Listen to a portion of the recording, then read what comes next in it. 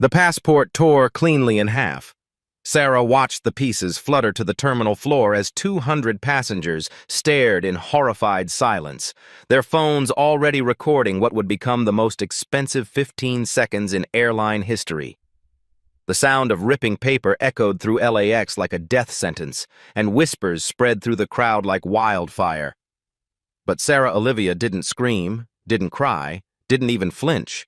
She just stood there with an almost serene expression, watching her destroyed passport settle near her designer luggage, while her dark eyes held something the flight attendant couldn't recognize. Something that should have terrified Amanda Morrison. Because Amanda had just destroyed the wrong woman's documents, humiliated the wrong passenger, and picked a fight with someone who possessed the power to reshape an entire industry. This wasn't just about one woman's humiliation. This was about a system 15 minutes away from complete annihilation.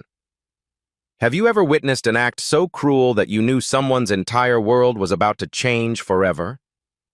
20 minutes earlier, Sarah Olivia had walked through LAX Terminal 4 with the quiet confidence that comes from flying over 300,000 miles annually, a number that puts you in the top 0.1% of travelers worldwide, the kind of status that airlines protect with religious fervor. Her black Hermes carry-on, unmarked despite crossing 6 continents in 30 days, rolled silently behind her while she mentally reviewed the quarterly discrimination reports that had been landing on her desk with disturbing frequency. Amanda Morrison spotted her immediately. 15 years of gate duty had taught Amanda to identify passengers who didn't belong, and this woman's serene composure amid the chaos of international departures triggered every carefully cultivated bias Amanda possessed. Sarah moved toward the first-class counter with measured steps, her charcoal blazer and dark jeans whispering wealth rather than screaming it, unaware that her presence had just activated what behavioral psychologists call confirmation bias, the tendency to interpret information in ways that confirm pre-existing beliefs. "Excuse me, miss." Amanda's voice sliced through ambient airport noise with practiced authority, positioning herself directly in Sarah's path.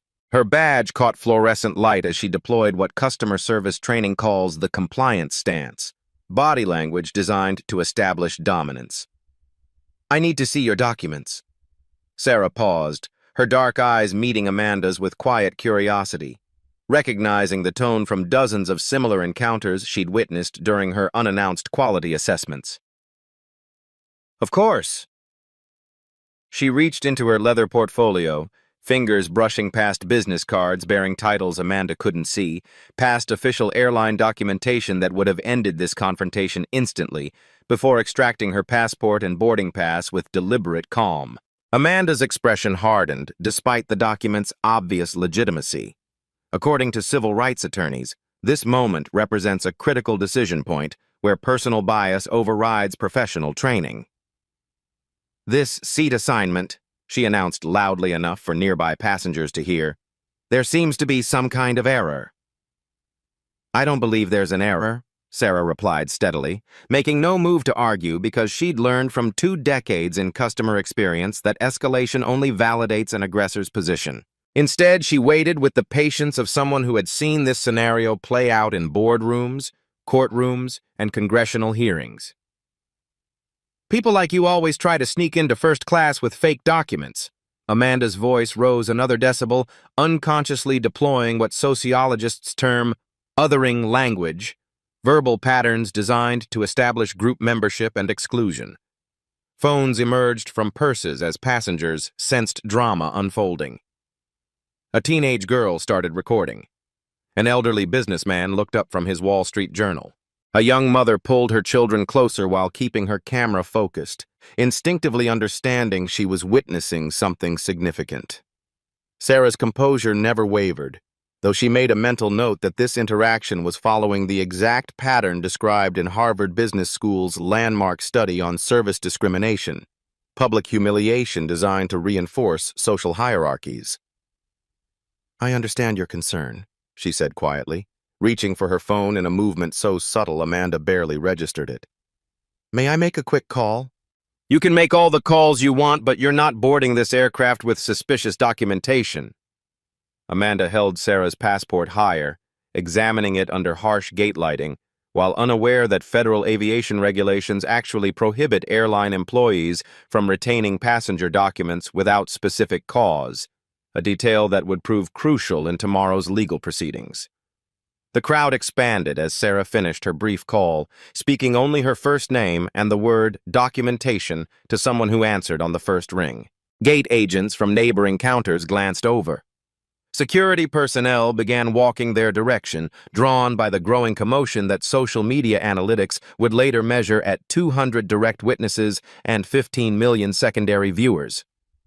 45 minutes until boarding, Amanda announced with theatrical precision.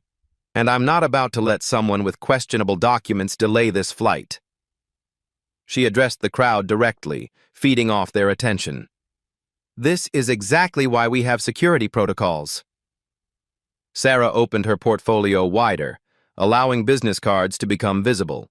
Cards bearing airline logos, executive titles, phone numbers with extensions that seasoned employees would recognize immediately. The elderly businessman at Gate 66 squinted, trying to read the embossed text from 20 feet away. The young mother with the camera caught a glimpse of something that made her stop recording and stare, her expression shifting from entertainment to concern. "I really do need to be on this flight," Sarah said, her tone carrying the first hint of urgency, not desperation, but the urgency of someone whose absence from tomorrow's board meeting would trigger consequences Amanda couldn't imagine. Not happening with destroyed documentation. Amanda's declaration carried the weight of 15 years' unchecked authority, her confidence building with each passing second as she prepared to deliver what crisis management experts would later classify as a reputation-ending event. A single action that destroys decades of careful reputation building in mere moments. That's when Amanda Morrison, senior flight attendant with commendations for customer service excellence, made the decision that would cost her career, her pension, and her industry standing. She took Sarah Olivia's pristine passport and tore it cleanly in half. The sound echoed through the terminal like a gunshot. 200 passengers witnessed the moment that would generate 47,000 news articles, spawn congressional hearings, and fundamentally reshape airline customer service protocols. Phones captured every second while social media algorithms prepared to amplify this 15-second clip into a cultural phenomenon. Sarah looked down at her passport pieces scattered near designer luggage, her expression unchanged. Not shocked, not angry, just observant, as if taking mental notes for the comprehensive report that would dismantle careers and transform policies. "Are you absolutely certain you want to proceed this way?" Her quiet question carried across the silent terminal with the weight of someone who knew exactly what came next. Amanda felt a sudden chill, but it was too late. Sarah Olivia was reaching into her portfolio again, and this time, 200 witnesses were holding their breath. Gate Supervisor Mark Williams arrived at exactly 6:52 p.m., his radio crackling with reports that made his blood run cold. The incident was already trending on Twitter under #PassportShredded with over 50,000 views in 8 minutes. Mark had spent 12 years learning that supporting staff publicly was survival rule number 1. But something about this passenger's unnatural calm was triggering every instinct he'd developed since his last disciplinary review. "What's the situation?" Mark positioned himself beside Amanda, though his eyes never left Sarah's face. She was making another phone call, speaking so quietly he caught only fragments.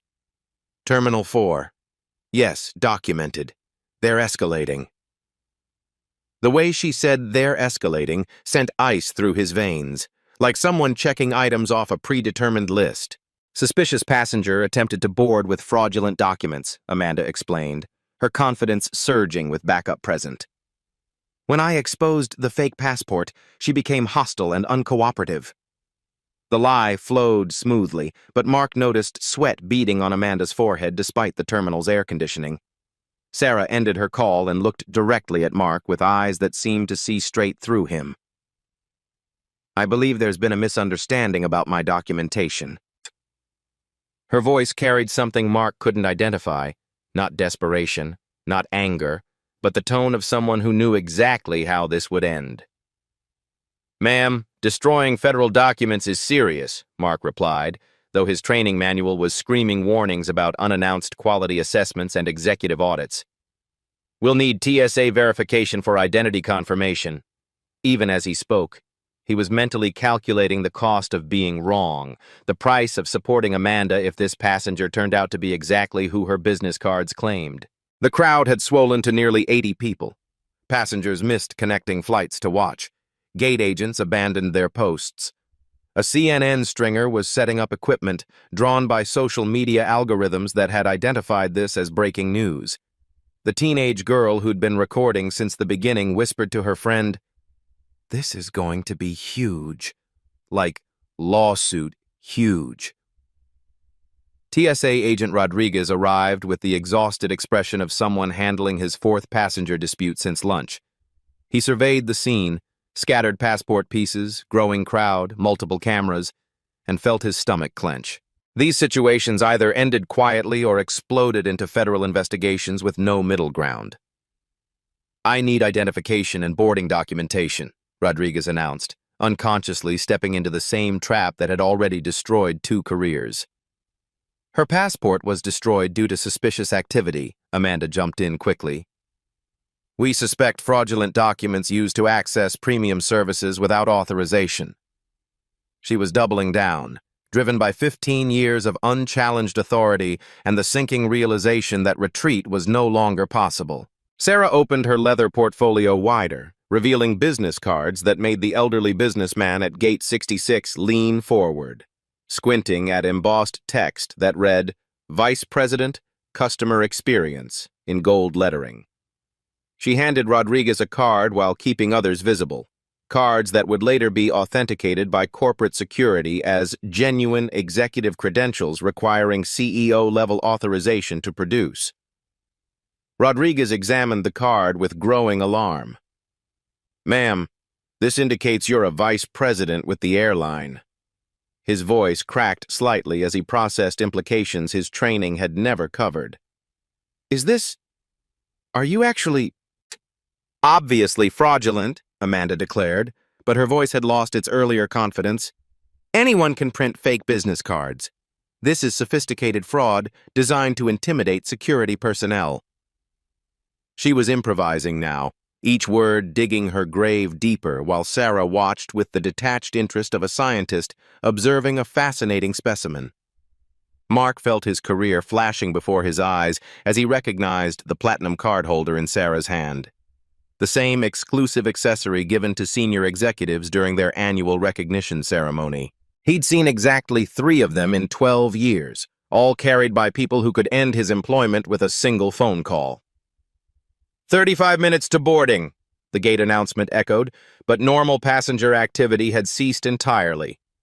Gate 67 had become ground zero for what would later be analyzed in business schools as a perfect storm of institutional bias, poor crisis management, and spectacular corporate failure. The crowd pressed closer, sensing blood in the water. Social media engagement was exploding. The hashtag had jumped to 300,000 mentions, with engagement rates that made platform algorithms boost the content into trending status nationwide. Local news stations were dispatching crews. Corporate communications departments were fielding calls from reporters who could smell a major story developing. "Perhaps we should handle this privately." Mark attempted damage control, but Sarah shook her head with quiet finality. "No, this needs to be resolved here, in front of these witnesses." She gestured to the crowd with the calm authority of someone who understood that transparency was her only protection against institutional cover-up attempts. "Public incidents require public resolution." Amanda sensed the tide turning, but couldn't stop herself from escalating further. "Security needs to remove this disruptive passenger immediately. She's threatening flight safety with document fraud and aggressive behavior." Her voice rose with each word, desperation bleeding through professional facade while phones captured every syllable for posterity. Rodriguez looked at his radio, then at the business card, then at Sarah's serene expression. Federal guidelines demanded he investigate fraud allegations, But those same guidelines prohibited discriminatory enforcement, a contradiction that would require split-second judgment with permanent consequences. His next words would either validate his training or destroy his career. "Ma'am, I need you to accompany me for additional screening," Rodriguez finally decided, sealing not just his fate, but triggering a chain reaction that would reach corporate boardrooms, legal departments, and federal oversight agencies within hours. Sarah made one final call, speaking just 2 words that would later be analyzed by lip readers and audio forensics experts. "It's time." Somewhere in a glass tower overlooking the city, emergency protocols were activating, crisis teams were assembling, and executives were preparing for the most expensive customer service failure in aviation history. The terminal had gone unnaturally quiet. 80-plus witnesses held their breath while CNN positioned cameras for optimal angles. Amanda felt sweat running down her spine despite the air conditioning. Mark's hands trembled as he reached for his radio. Rodriguez gripped his handcuffs, unaware he was about to arrest someone who could have him fired with a single text message. Sarah looked around at the crowd, the cameras, the 3 officials who had just sealed their own destruction, and smiled with the quiet satisfaction of someone whose 15-month investigation was about to reach its devastating conclusion. "Are you absolutely certain that's how you want to proceed?" she asked softly. The question hung in the air like a death sentence, and for the first time since this began, everyone involved realized they had made a terrible, irreversible mistake. Sarah Olivia reached into her leather portfolio one final time, her movements deliberate and unhurried despite 3 security officials preparing to arrest her in front of 90 witnesses and a dozen recording devices. The CNN stringer had positioned her camera for optimal angles while social media metrics showed #passport shredded climbing toward 500,000 mentions with engagement rates that would trigger emergency board notifications within the hour. "Before you proceed," Sarah said quietly, her voice carrying across the silent terminal with crystalline clarity, "I think you should know exactly who you're about to arrest." She withdrew a business card, not the one Rodriguez had already examined, but a different one. Heavier stock, platinum edges catching fluorescent light like a blade. Amanda stepped forward aggressively, her 15 years of unchecked authority driving her past the point of rational retreat. "More fake credentials won't help you now. Security, remove this disruptive passenger immediately before she delays the entire flight." Her voice cracked with desperation, but she pressed forward, driven by the sinking realization that backing down would mean admitting to destroying a legitimate passenger's documents in front of a national audience. Sarah extended the card toward Amanda with the same serene expression she'd maintained throughout the encounter. "I insist you read this carefully." Amanda snatched the card with theatrical disgust, prepared to dismiss it as quickly as the others, but the words seemed to freeze in her vision. Her face drained of color as she read the embossed text once, twice, then a 3rd time, her hands beginning to tremble as the implications penetrated her consciousness. Sarah Olivia, Vice President of Customer Experience and Service Quality, United Airlines. Amanda's voice dropped to a whisper as she continued reading. "Direct report to Chief Executive Officer. Executive Authority. Policy Implementation and Personnel Actions." The business card slipped from Amanda's fingers, fluttering to the terminal floor beside the passport pieces she had destroyed with such confidence 12 minutes earlier.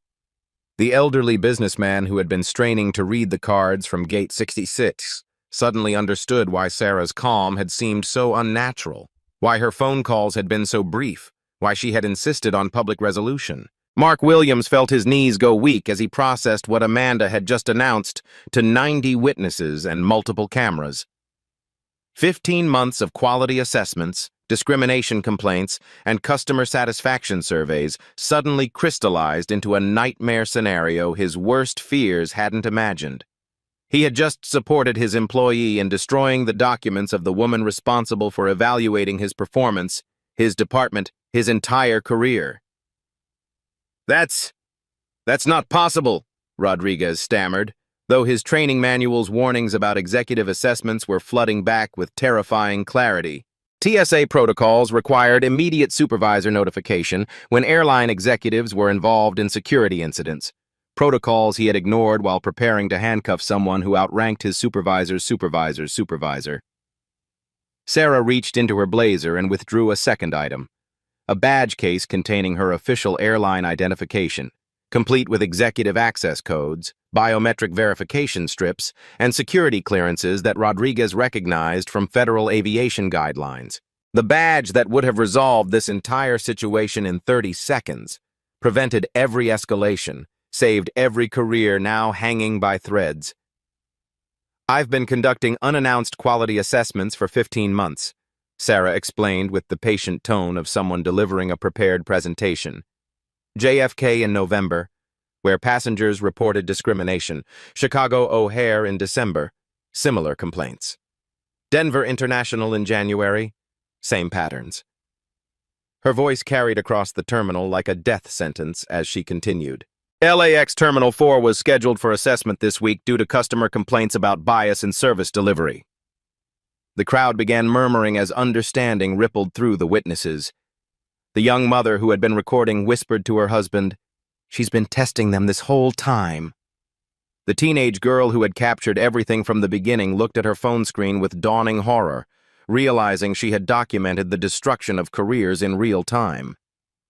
Amanda's world collapsed with the crushing weight of absolute catastrophe.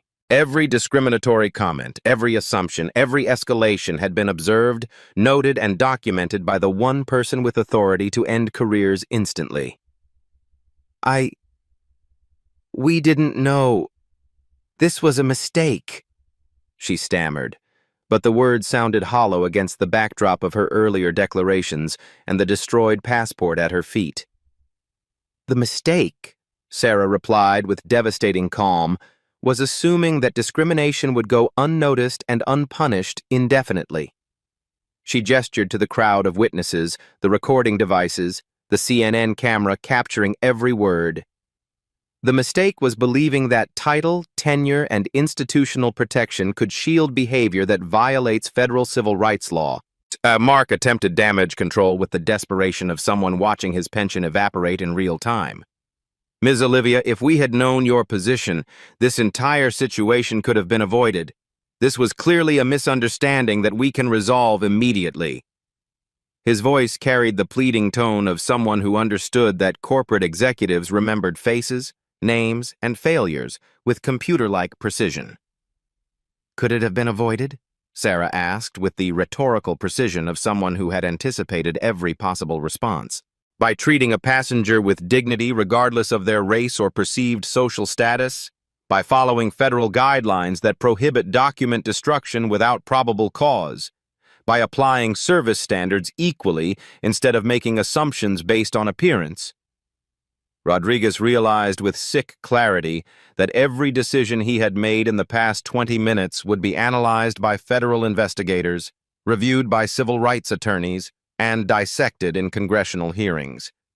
His radio crackled with calls from supervisors who had been monitoring social media, but he couldn't bring himself to respond while processing the magnitude of his career-ending errors. Sarah made another brief phone call, speaking with the authority of someone whose words carried immediate consequences. "Terminal 4 assessment complete. Full documentation required for board presentation tomorrow." She paused, listening to a response only she could hear. "Yes, media is present. CNN, multiple social platforms, estimated national reach within 6 hours." The implications hit Amanda like physical blows. Tomorrow's board presentation would include video evidence, witness testimonies, and expert analysis of discriminatory service patterns. Her actions hadn't just destroyed one passenger's documents. They had provided irrefutable evidence for a civil rights lawsuit that would cost the airline millions while ending her career permanently. 15 minutes to boarding, the gate announcement echoed through the terminal. But Flight 447 would depart with empty first-class seats and a story that would reshape aviation customer service protocols industry-wide. The elderly businessman approached cautiously, extending his phone toward Sarah. "Ma'am, I recorded the entire incident. Would this be helpful for your assessment?" "Very helpful," Sarah replied, accepting contact information from someone who had transformed from random witness to crucial evidence provider. Similar offers came from other passengers as the crowd realized they had participated in something historically significant, something that would generate policy changes affecting millions of future travelers.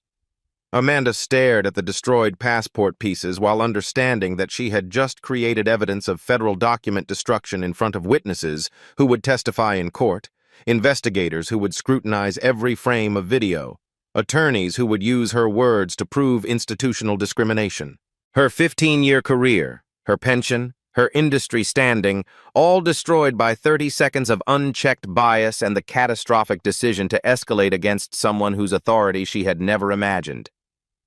Mark's radio exploded with urgent calls from corporate communications, legal departments, and crisis management teams who had been monitoring social media engagement and recognized a reputation-threatening event in real time. But there was no crisis management protocol for what had already happened, no damage control strategy for discrimination caught on camera and witnessed by millions. Sarah looked around at the chaos she had methodically documented, the careers she had systematically destroyed, the institutional changes she had just triggered with 15 months of careful planning and 30 minutes of perfect execution. "Now," she said with quiet finality, "let's discuss what happens next." Sarah's phone buzzed with an incoming call that made everyone within earshot freeze. The distinctive ringtone reserved for CEO-level communications that bypassed standard corporate hierarchies and triggered immediate response protocols. She answered with professional calm, while 90 witnesses watched her career-ending conversation unfold in real time. "Yes, sir. Terminal 4 assessment complete. Full documentation available for emergency board session." Sarah's voice carried across the silent gate area as she confirmed details that would reshape airline policy within hours. "Media present. Federal implications confirmed. Legal review required immediately." She paused, listening to instructions that would determine the fate of everyone involved. "Understood. I'll remain available for immediate consultation." Mark Williams felt his world disintegrating as he processed the implications of a conversation between Sarah and someone whose authority extended far beyond airport operations. Corporate emergency protocols were activating, crisis teams were assembling, legal departments were preparing for federal scrutiny, all triggered by 30 minutes of spectacular institutional failure that he had personally endorsed. Amanda stood frozen beside the scattered passport pieces, her 15-year career reduced to evidence in what would become the aviation industry's most expensive discrimination lawsuit. The CNN stringer was positioning equipment for optimal angles, while social media metrics showed #passport, shredded, approaching 2 million mentions with engagement rates that triggered automated news alerts across major networks. "Ms. Olivia," Rodriguez attempted damage control with the desperation of someone whose federal employment was hanging by threads. "If there's been a misunderstanding about protocol, we can resolve this through proper channels without further escalation." His radio crackled with urgent calls from supervisors who had been monitoring social media and recognized a career-ending event unfolding in real time. "The misunderstanding," Sarah replied with devastating precision, "occurred when 3 federal employees chose to ignore civil rights law, destroy passenger documents, and escalate discrimination despite multiple opportunities to de-escalate." She gestured to the crowd of witnesses, the recording devices, the evidence that would be analyzed by congressional investigators within days. Those weren't protocol errors, they were conscious decisions with federal consequences. Her phone buzzed again with a text message that made her smile with quiet satisfaction. The emergency board session had been scheduled for tomorrow morning. Legal teams were assembling. Crisis communications were preparing statements. Corporate machinery was grinding into motion with the inexorable force of institutional survival instincts. 20 minutes later, Corporate Vice President Michael Harrison arrived with the pale complexion of someone who had been pulled from dinner to manage a reputation-threatening crisis. His BMW had violated multiple traffic laws racing from downtown LA, while his legal team provided updates via conference call that grew more terrifying with each passing mile. "Sarah," Michael's greeting carried the careful tone of someone addressing a colleague who held catastrophic leverage over his career. I understand there's been an incident requiring immediate corporate intervention. His eyes swept across the crowd, the cameras, the evidence of systematic failure that would dominate tomorrow's news cycles and trigger federal investigations. An incident is an unfortunate miscommunication, Sarah corrected with the authority of someone whose documentation would reshape industry standards.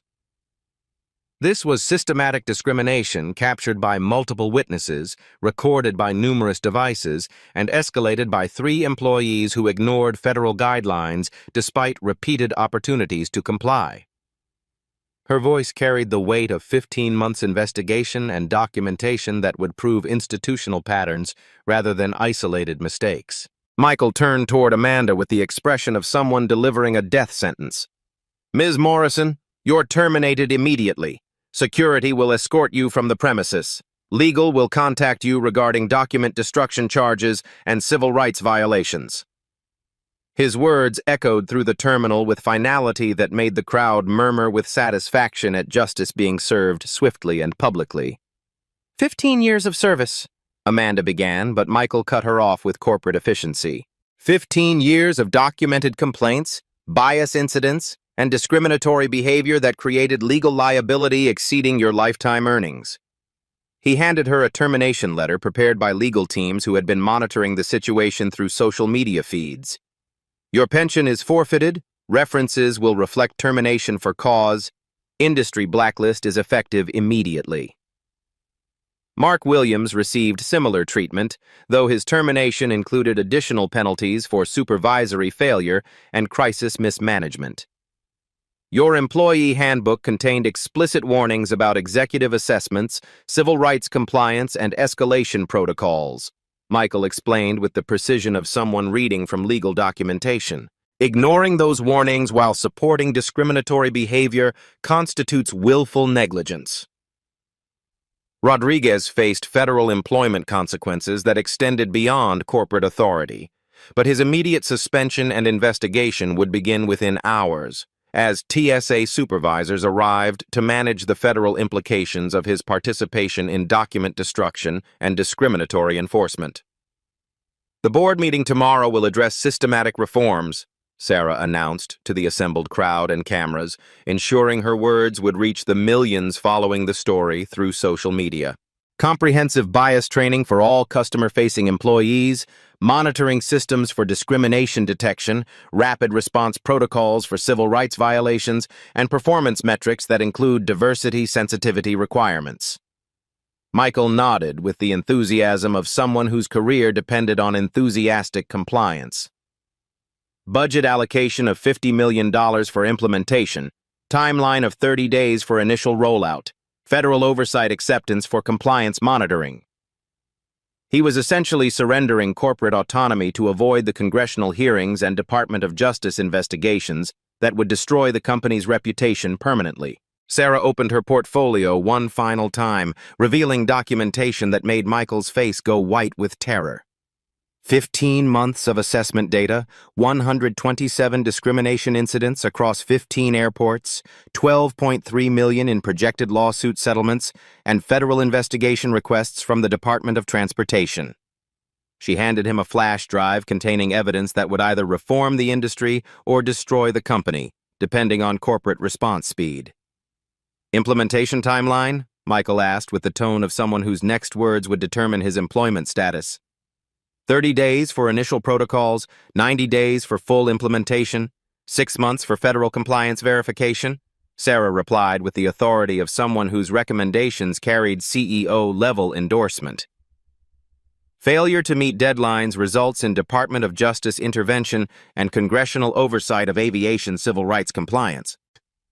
The crowd began dispersing as corporate security arrived to escort terminated employees from the premises, but the impact would continue expanding through news cycles, social media discussions, and federal agency reviews that would scrutinize every aspect of airline customer service protocols for years to come. Flight 447 to Geneva, the gate announcement echoed through the terminal. Now boarding all passengers. But the flight would depart with empty first-class seats and a story that would generate policy changes affecting every airline in America. Amanda Morrison gathered her belongings under security escort while understanding that her industry career was permanently finished, her pension forfeited, her professional reputation destroyed by 30 seconds of unchecked bias that had been captured by millions of witnesses and would follow her forever. Mark Williams received similar escort treatment, his 12-year climb up corporate hierarchy reversed in minutes by decisions that prioritized institutional loyalty over civil rights compliance, choices that would be analyzed in business schools as perfect examples of crisis mismanagement. Sarah watched the systematic destruction of careers with the satisfaction of someone whose methodical planning had achieved perfect results. Discrimination had been documented, justice had been served, reforms had been mandated, and institutional change had been triggered through strategic patience rather than emotional revenge. "Corporate responsibility," she said quietly to Michael as they walked toward the executive lounge, "means ensuring this never happens to anyone else." The most expensive customer service failure in aviation history was complete, and systematic change was beginning. 3 months later, the transformation was undeniable. Sarah Olivia stood in the same Terminal 4 where her career-defining assessment had unfolded, watching customer service interactions that bore no resemblance to the discriminatory patterns she had documented for 15 months. The changes weren't cosmetic.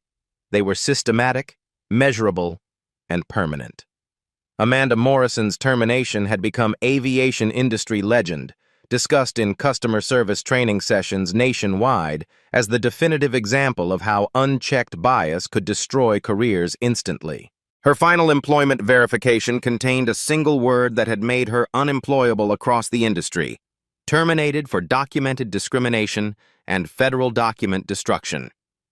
The pension she had built over 15 years was forfeit. Her professional references were toxic, and her attempts to find comparable employment had failed spectacularly. The viral video of her passport destruction had been viewed 47 million times across platforms, spawning thousands of reaction videos, analysis pieces, and congressional discussions about systemic discrimination in transportation. Amanda's face had become synonymous with institutional bias. Her words quoted in civil rights training materials, her actions studied in business schools as a masterclass in career self-destruction. Mark Williams faced similar consequences, though his supervisory failures added layers of institutional liability that extended his blacklisting beyond customer service roles. His 12-year climb up corporate hierarchy had been reversed in 30 minutes, his management credentials permanently tainted by decisions that prioritized employee loyalty over federal compliance. The termination settlement included clauses preventing him from discussing the incident publicly, effectively silencing him while the story continued, generating national discussion about leadership accountability. Rodriguez's federal employment ended with investigations that revealed a pattern of discriminatory enforcement, bias-influenced decisions, and protocol violations that had escaped oversight for years. His TSA termination included forfeit of federal benefits, permanent exclusion from security-related employment, and congressional testimony requirements that would follow him indefinitely. The incident had triggered Department of Transportation reviews that were reshaping federal aviation security protocols industry-wide. But the real transformation was visible in the daily operations Sarah now observed with satisfaction. New training protocols required 40 hours of bias awareness education for every customer-facing employee, with quarterly assessments that linked job performance to diversity sensitivity scores. Employees who failed bias evaluations faced immediate termination, creating incentive structures that prioritized inclusion over institutional protection. The monitoring system Sarah had mandated utilized artificial intelligence to analyze customer complaints, identify discrimination patterns, and flag potential civil rights violations in real time. The technology could detect bias-indicating language in customer service interactions, measure response time disparities between demographic groups, and generate alerts when service quality showed systematic variations based on passenger appearance or perceived status. Performance metrics now included mandatory diversity indicators that affected promotion eligibility, salary increases, and employment continuation. Customer satisfaction surveys specifically measured equitable treatment experiences, with negative feedback triggering immediate investigation and potential discipline. The metrics weren't suggestions. They were employment requirements with federal oversight ensuring compliance. Gate areas throughout the airport displayed customer Bill of Rights posters in 6 languages, establishing service standards that eliminated ambiguity about passenger treatment expectations. The posters included QR codes linking to reporting systems that bypassed local management, sending discrimination complaints directly to federal oversight agencies and corporate executives simultaneously. Rapid response teams had been established at every major airport, consisting of customer service specialists trained specifically in civil rights compliance and bias incident resolution. These teams could be activated within minutes of discrimination reports, ensuring that situations like Sarah's assessment would be de-escalated immediately rather than allowed to spiral into career-ending catastrophes. The financial impact was staggering but necessary. $50 million in implementation costs had generated savings exceeding $200 million in avoided lawsuits, federal fines, and reputation damage. Discrimination complaints across United Airlines had dropped 78% in 3 months. Customer satisfaction scores had reached historic highs, and employee retention had improved as bias training created more inclusive workplace environments. Other airlines had implemented similar programs preemptively, recognizing that the Department of Transportation was scrutinizing industry-wide practices with unprecedented intensity. Delta, American, Southwest, and regional carriers had allocated comparable budgets for bias prevention, understanding that the cost of reform was minimal compared to the expense of federal intervention and public relations disasters.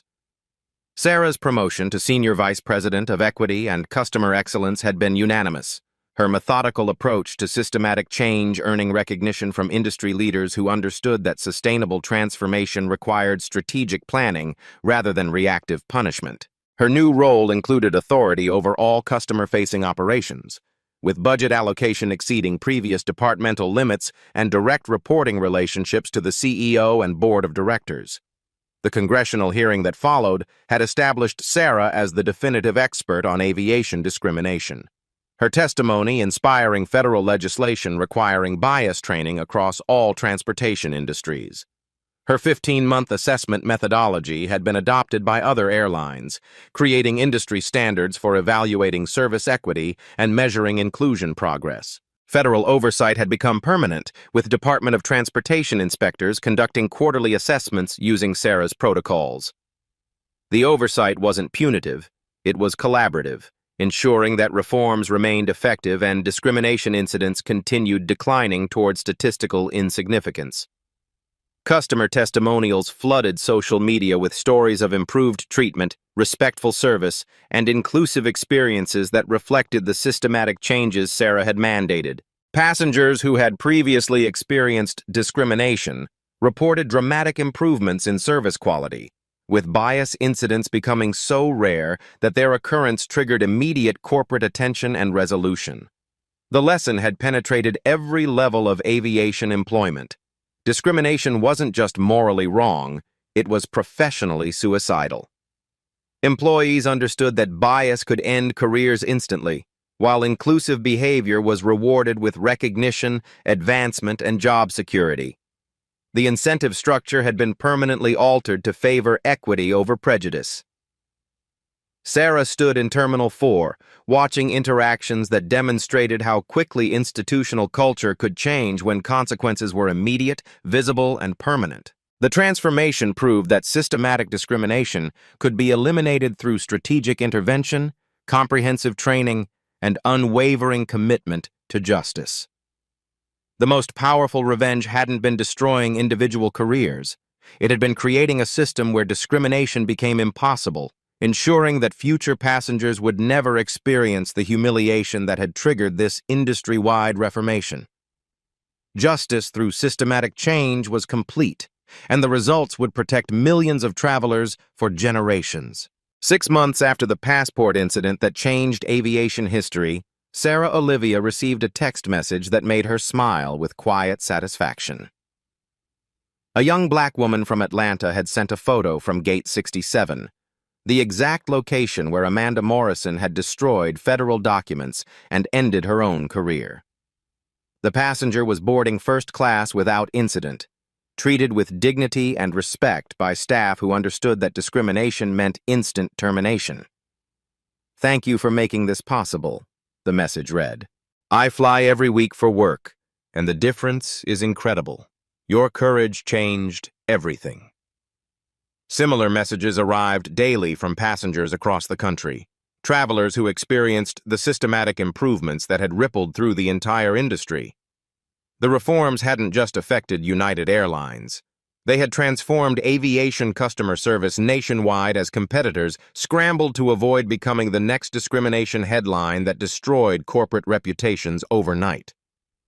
Amanda Morrison's fate had become a cautionary tale told in customer service training sessions worldwide. After 18 months of unemployment, she had found work at a retail chain for $12 an hour. Her mortgage in foreclosure, her professional reputation permanently destroyed by 30 seconds of unchecked bias that had been witnessed by millions. The viral video continued generating views, ensuring her face remained synonymous with institutional discrimination that cost careers instantly. Her attempts to rehabilitate her image through apology videos had backfired spectacularly, generating additional controversy and cementing her status as the definitive example of how prejudice could destroy lives through a single recorded moment. Employment attorneys used her case to demonstrate why bias training wasn't optional. It was career survival. Mark Williams had fared slightly better, finding supervisory work at a regional shipping company, but his aviation career was permanently finished. His termination had been analyzed in management courses as the perfect example of how supporting discrimination could destroy decades of professional advancement in minutes. His pension loss and industry blacklisting served as warnings to supervisors nationwide about the cost of enabling bias. Rodriguez's federal employment termination had triggered TSA policy changes that prevented similar incidents systemically. His congressional testimony had been painful but necessary, contributing to federal legislation that strengthened civil rights protections in transportation while ensuring discriminatory enforcement could end careers immediately. But the real victory was measurable in data that proved systematic change worked. Discrimination complaints across the aviation industry had dropped 84% in 6 months. Customer satisfaction scores had reached historic highs. Employee retention had improved as bias training created inclusive environments where diverse staff thrived professionally. Sarah's methodology had been adopted internationally, with European and Asian airlines implementing similar assessment protocols to prevent discrimination incidents that could generate the devastating publicity Amanda's actions had created. The ripple effects extended beyond aviation into hospitality, retail, and service industries that recognized bias prevention as essential business practice. The Department of Transportation had established permanent oversight programs based on Sarah's recommendations, ensuring that civil rights compliance remained priority rather than afterthought. Federal inspectors conducted quarterly assessments using protocols Sarah had developed, creating accountability systems that made discrimination professionally suicidal across transportation industries. Congressional testimony had elevated Sarah to national prominence as the definitive expert on systematic bias elimination, her strategic approach inspiring legislation that protected millions of travelers from the kind of humiliation that had triggered industry-wide transformation. Speaking engagements, book deals, and consulting opportunities had followed, spreading her methods across multiple industries where discrimination remained problematic. The 15-month investigation that culminated in 30 minutes of perfect justice had proved that strategic patience could achieve more than emotional revenge. By documenting patterns rather than reacting to individual incidents, Sarah had created evidence that triggered systematic reform instead of isolated punishment. Her legacy wasn't destroying 3 careers, it was protecting millions of future passengers from experiencing discrimination that no traveler should endure. Have you witnessed discrimination that could have been handled differently? Share this story to show that systematic change is possible when courage meets strategic planning. Comment below with your own experiences of turning injustice into progress, and subscribe for more stories of how individual actions can reshape entire industries. Remember, the most powerful revenge is creating a world where the injustice can't happen again.